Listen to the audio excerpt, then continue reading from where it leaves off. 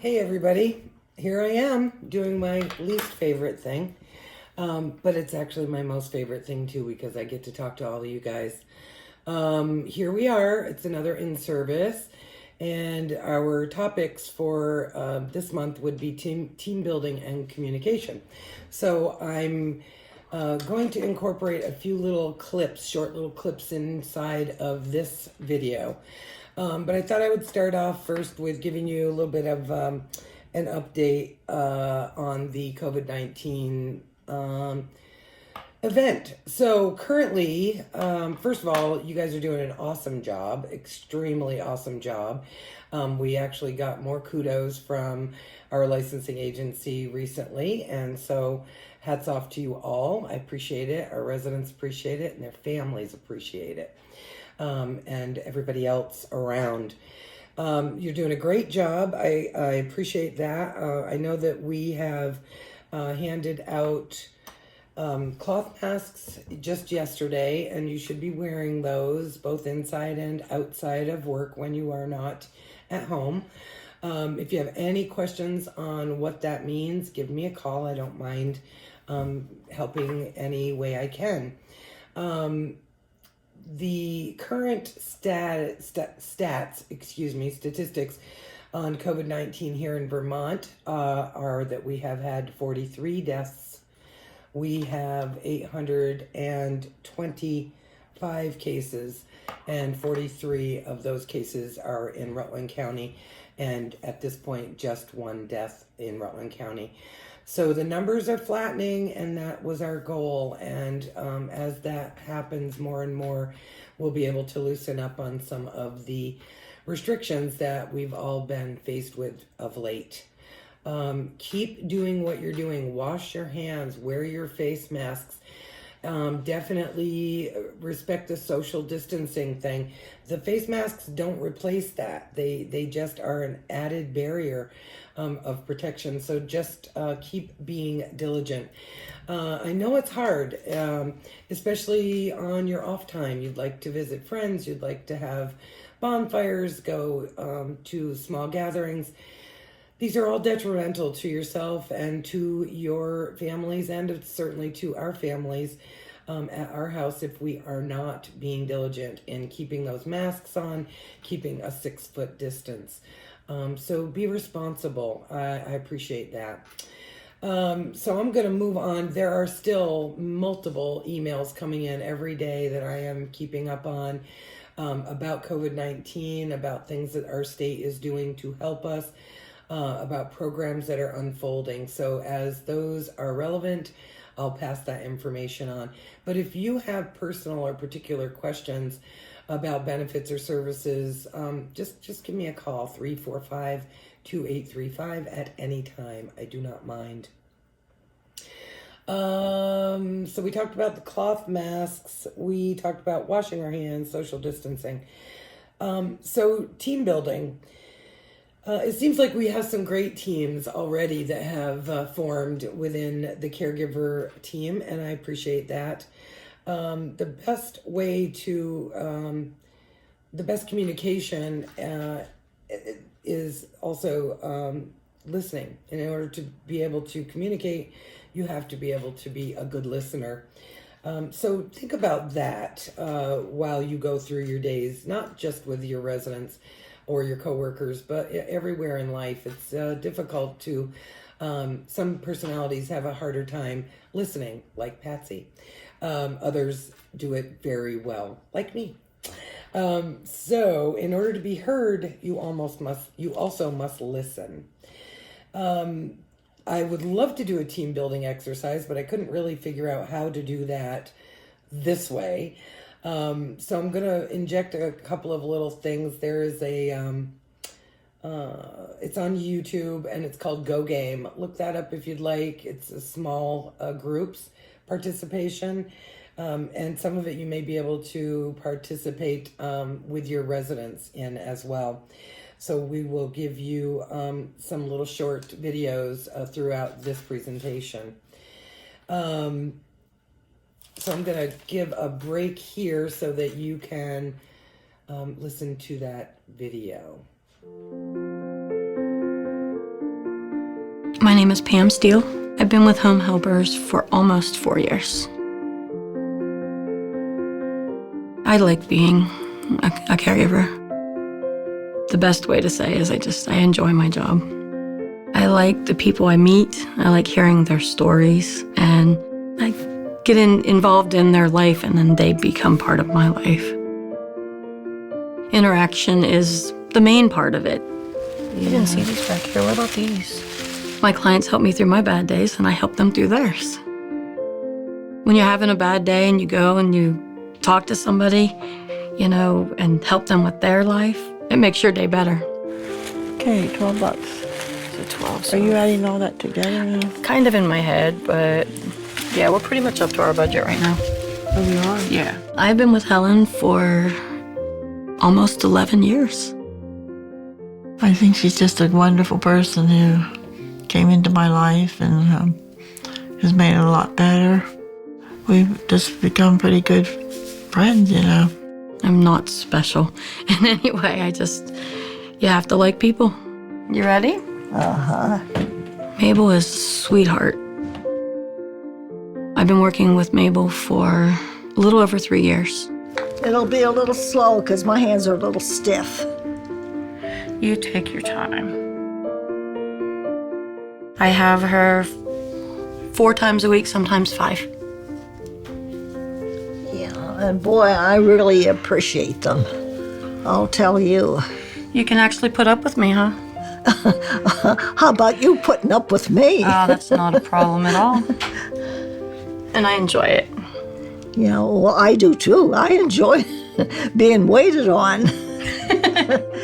I love being a home helper's caregiver because the job's just rewarding. I get up every morning and I go to work because I enjoy it. You just go home feeling good about yourself. You know that you did something that made a difference that day.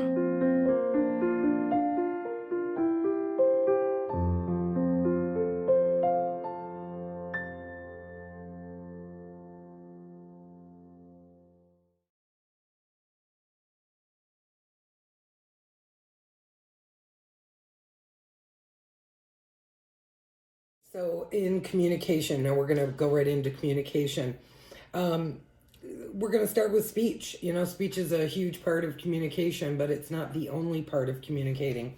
There are lots of kinds of communication, body language you've all heard me talk about, and you've probably seen your residents do. Many of our residents are no longer able to tap into their verbal expressions, so there will be body language or maybe even abstract conversation. Aphasia is the inability to put words together or find sentences, and as you all know, many of our residents do suffer from mild to extreme aphasia. Music is just an incredible tool to help folks come out of that deep hole that they sometimes can be in. If they can't get their thoughts across, they sometimes withdraw, and they don't have the ability to say, hey, you get over here and hold my hand, but their body language might be telling you that that's what they want, or hey, I'd really like to listen to some music. I'd really like to encourage you all to explore the music with our residents. And again, it has to be apropos to this individual. If you don't know what their music likes are, in the chart for every resident is a personal history interview, and I believe you should find their favorite music types there. If we don't have that, then what we usually can do to be safe is record music from their teenage years. And again, we're going to show you a few little clips. I've posted a couple clips on our Facebook page, the Our House R.C.H. Facebook page. So this might be a repeat for some of you, and for some of you it is a repeat because these 2 clips are probably 2 of my favorite ever clips. And we have over the years, so people like Shayna and all the managers have probably seen these, but I don't think that they ever become tiring. So enjoy those videos. And I do want to say one thing, and I think this is really kind of cute. I haven't checked in on him since, but I know that we recently introduced our Big Dan to the PVC rolling walker with the outriggers. And Beth was kind enough to send me a lovely photo of him and said his words were, "This is interesting." So I think that's pretty cool that he was able to actually express what he felt about that little device. And I'm hoping that he's getting a chance to roam around in that a couple of times or a few times a day. It certainly will. It's a better situation than him being on the floor or sitting to floor on occasion. So I am again going to pause here, and we're going to play a couple of clips, and then I'll come back and we'll wrap it up.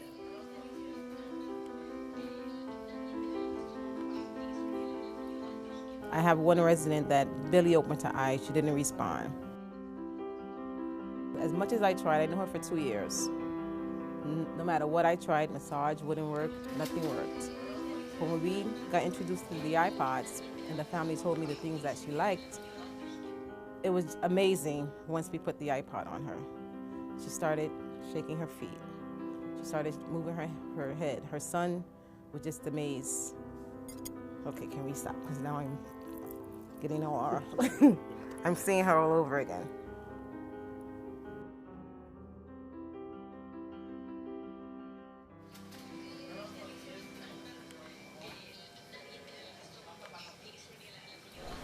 Hi, Papa. Hi, Papa. Huh? How you doing? I'm all right. I'm fine. Wait. Who am I?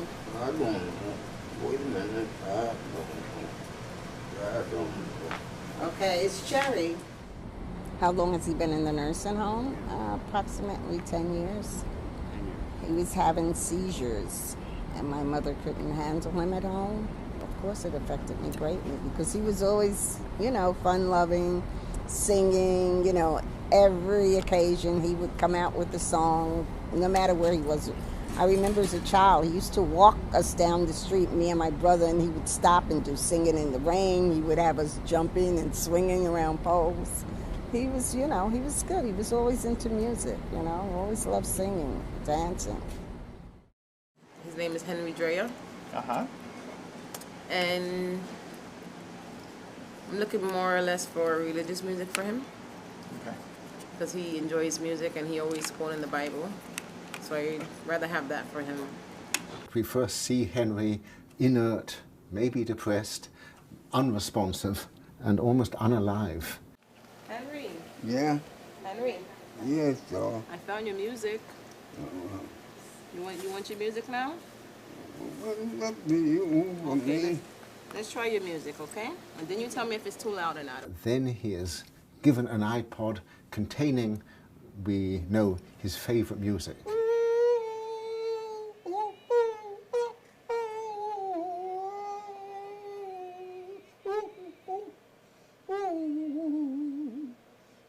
And immediately he lights up. His face assumes expression, his eyes open wide. He starts to sing and to rock and to move his arms, and he's being animated by the music. And he used to always sit on the unit with his head like this. He didn't really talk to much people. And then when I introduced the music to him, this is his reaction ever since.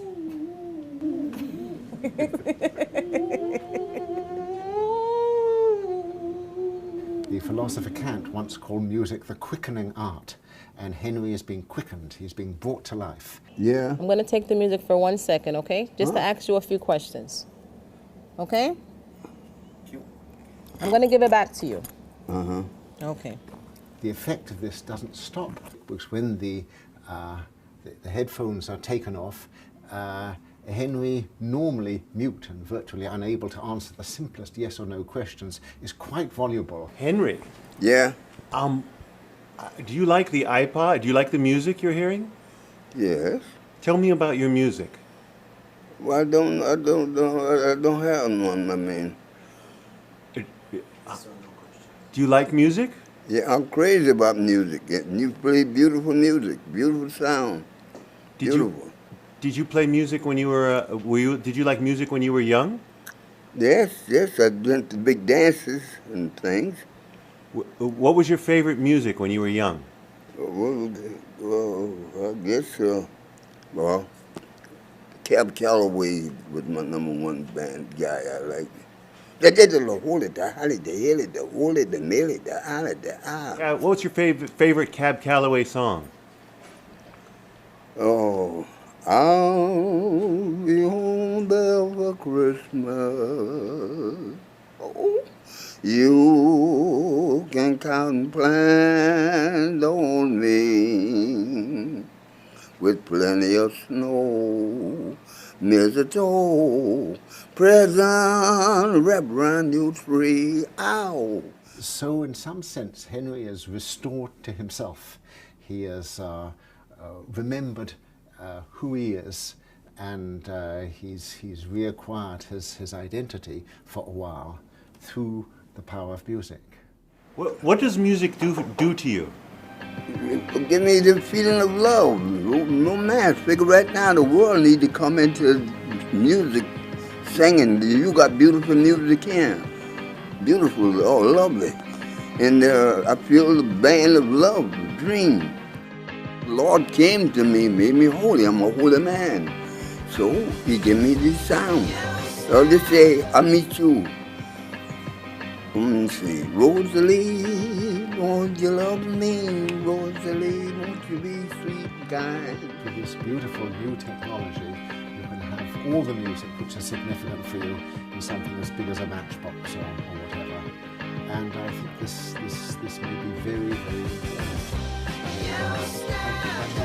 Animate, organize, bring a sense of identity back to people who are out of it. Otherwise, music can bring them back into their memories.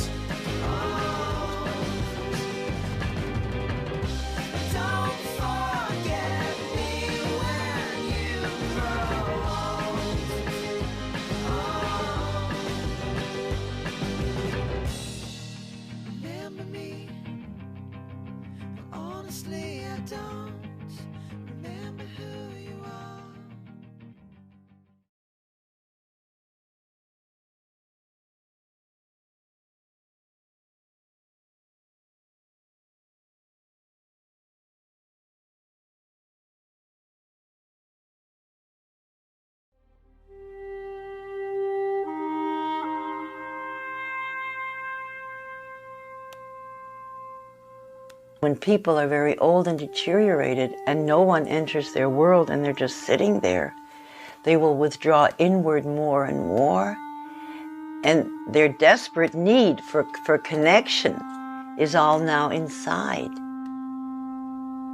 And if a person is all alone, even if they're very, very deteriorated, there's a longing for this kind of closeness. Mrs. Wilson? Hello. You want me to sit? Can you see me good? Gladys Wilson is a wonderful example of a person who is in the phase of repetitive motion, where people use movements, repetitive movements, because they don't have any more speech or very little speech, but they have human needs that need to be expressed.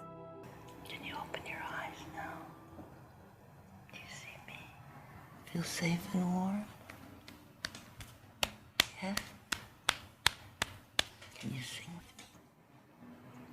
with me? He's got the whole world in his hands. He's got the whole world in his hands. He's got the whole world in his hands. He's got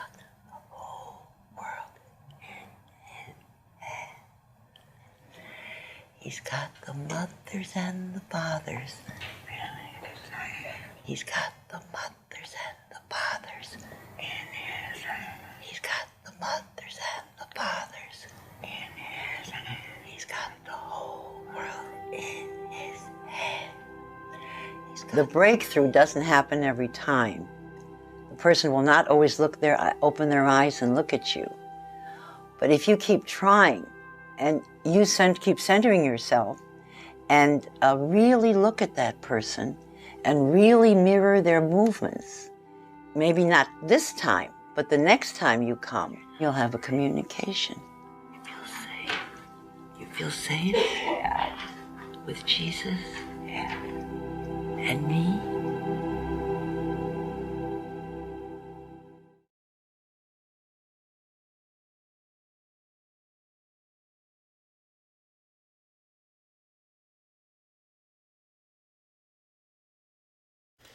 Okay, so you've had a chance to watch those clips.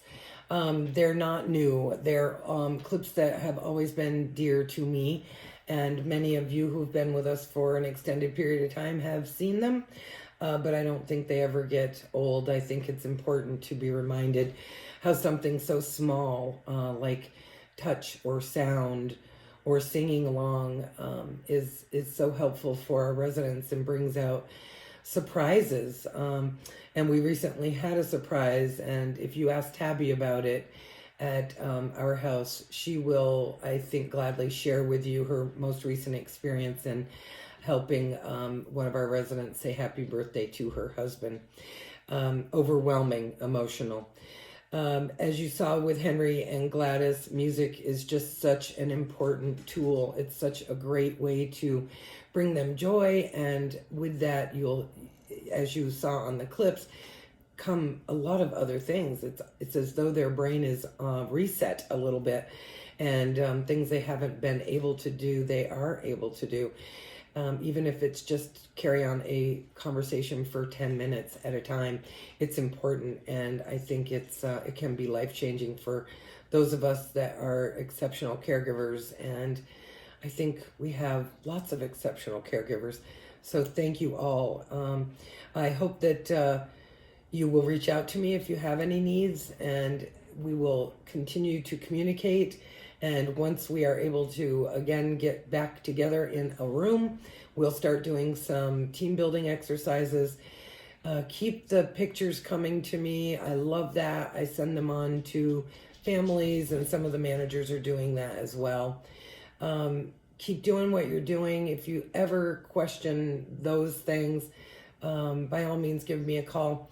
And as far as the hand-in-hand training for dementia, apparently, if you Google that on YouTube, it is the 6-module version, where the link that I gave you all on the memo is the 5-module version. There's nothing really different about them other than I believe one is consolidated 2 short versions into one. But even if you're watching the 6-part version on YouTube, it seems as though you'll still have all of the answers to the quiz questions that I've prepared for you. So again, keep doing what you're doing. Wash your hands, cover your face. Don't walk close to people in the market that are being stupid, because there are plenty. Protect yourselves, protect your family, protect our residents. We're all in this together, and you're doing an exceptional job. I'm really very proud of all of you. I can't wait to hug every one of you. Take good care. I'll talk with you soon. Ciao.